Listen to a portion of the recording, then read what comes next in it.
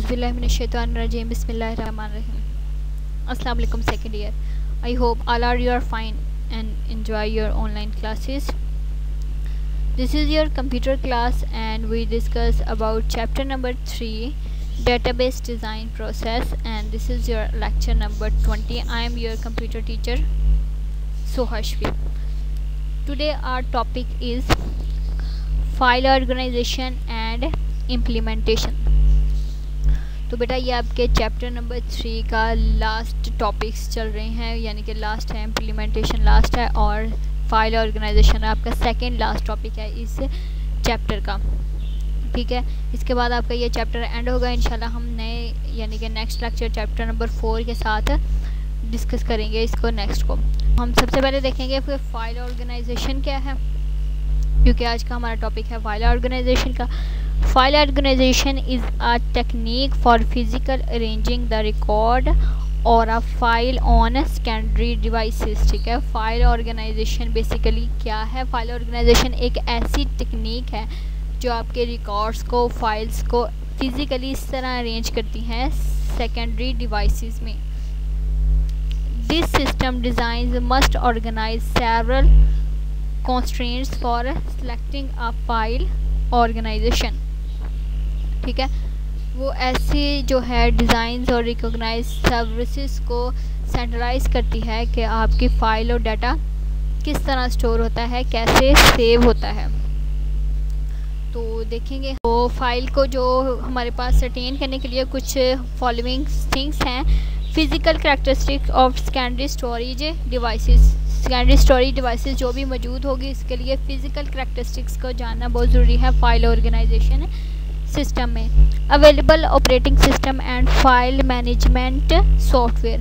कौन सा operating system available है इस टाइम हमारे पास, और इसके लिए जो मैनेजमेंट है फाइल सॉफ्टवेयर की को वो क्या चाहिए है इसको यूज़ करने के लिए। तो हम इसकी देखेंगे कि कौन सा ऑपरेटिंग सिस्टम यूज़ हो रहा है। User requirements for storing and assessing data. User की रिक्वायरमेंट्स क्या है डाटा को स्टोर करने के लिए, असेस करने के लिए, अपडेट करने के लिए। डिफरेंट जो है स्टोरेज हैं वो उसको असेस करेंगे हम फाइल ऑर्गेनाइजेशन में तरतीब देने के लिए। ठीक है, तो इसके अलावा कुछ क्राइटेरिया है जो फाइल सेलेक्ट करने के लिए फ़ाइल को, तो इसमें से हम देखेंगे fastest access of data retrieval. Data को रिट्रीव करने के लिए जो है फास्टेस्ट जो है रिक्वेस्ट हमें चाहिए। High through output for processing transitions. तो हाई जो है प्रोसेसिंग ट्रांजिशंस चाहिए हैं। Efficient use of storage space. Storage की स्पेस के लिए efficient uses. Protection from failure और डाटा लॉस।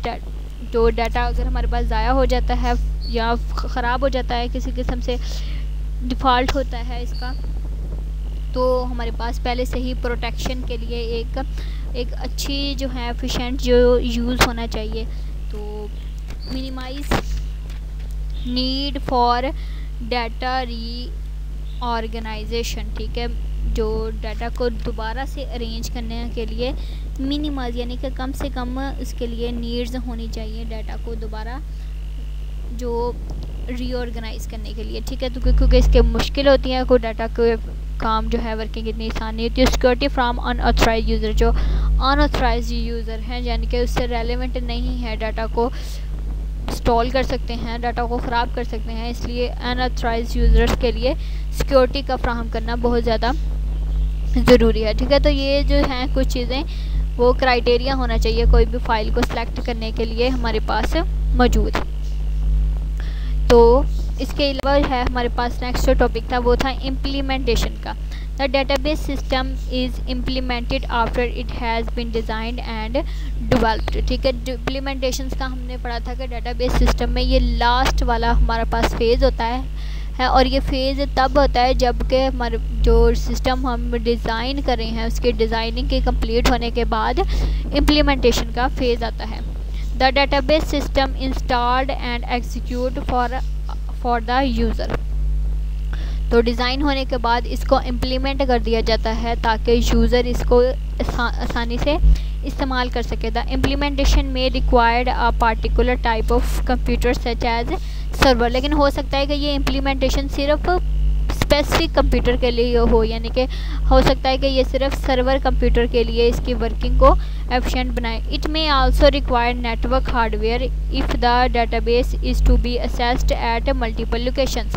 ठीक है, हो सकता है कि इसके लिए कंप्यूटर के जो हार्डवेयर्स हैं वो भी रिक्वायर हों, असेसेबल हों, क्योंकि डाटा हो सकता है डिफरेंट लोकेशंस पे स्टोर है। The database administrator and network administrator may have to network together to implement the system successfully. ठीक है, तो जो हमारे पास डाटा एडमिनिस्ट्रेटर हैं वो डाटा एडमिनिस्ट्रेटर्स को नेटवर्क को टुगेदर करते हैं इम्प्लीमेंट करने के लिए, ताकि सक्सेसफुली इसको असेस कर सके डाटा को, उसको मेंटेन करने के लिए या किसी भी किस्म की उसकी चेंजिंग वगैरह के लिए, इजी वर्किंग बनाने के लिए। The user are provide with authorized defined by their manager. तो ये जो है एक कंप्लीट वे जो है देता है ताकि जो इसको यूज़ कर रहे हैं उनको लिए आसानी हो। The authorization and permission enable the user to perform authorized task using database facilities. ठीक है, इन डेटाबेस फैसिलिटीज़ को यूज़ करते हुए जो इसके ऑथराइज्ड यूज़र हैं उसको फराहम करता है ताकि वो इन फैसिलिटीज़ से फैसिलिटेट हो सकें और एफिशिएंट तरीके से इसको यूज़ कर सकें। ठीक है, the database services and user may be thousands of kilometer part in the distance computer environment. हो सकता है कि जो इस सिस्टम को यूज़ कर रहे हैं तो वो कई किलोमीटर के फासले पर हो, यानी कि थाउजेंड्स ऑफ किलोमीटर के फासले पर बैठे एक दूसरे के साथ काम कर रहे हैं। Many expensive telecommunication links are required to perform their required task. ठीक है, तो फिर बहुत ज़्यादा एफिशिएंट जो टेलीकम्युनिकेशंस के वो हैं हमारे पास सोर्सेज रिक्वायर होंगे ताकि इस टास्क को कंप्लीट किया जाए। NADRA and CRTFO are two examples of this type of database. ठीक है, नादरा यानी कि जैसे आपको पता है हमारे शनाख्ती कार्ड वगैरह बनाने के लिए, हमारी आइडेंटिफिकेशंस के लिए जो यूज़ होता है एक अदारा है नादरा का, तो वो नादरा के सारे मुल्क में जो ऑफिसेस हैं वो एक दूसरे के साथ कनेक्टेड हैं, तो ये इनके दरमियान कई किलोमीटर्स का फासला। तो अगर मेन ऑफिस फॉर एग्जांपल एक सिटी में है तो एक दूसरे सिटी से उससे रब्ता करने के लिए डाटा जो है आपस में कनेक्ट कर दिए जाते हैं ताकि इंफॉर्मेशन शेयर कर सकें इनकी आपस में। तो इसके लिए एक बहुत ज़्यादा टेलीकम्युनिकेशंस रिक्वायर हैं इनके रब्ते करवाने के लिए।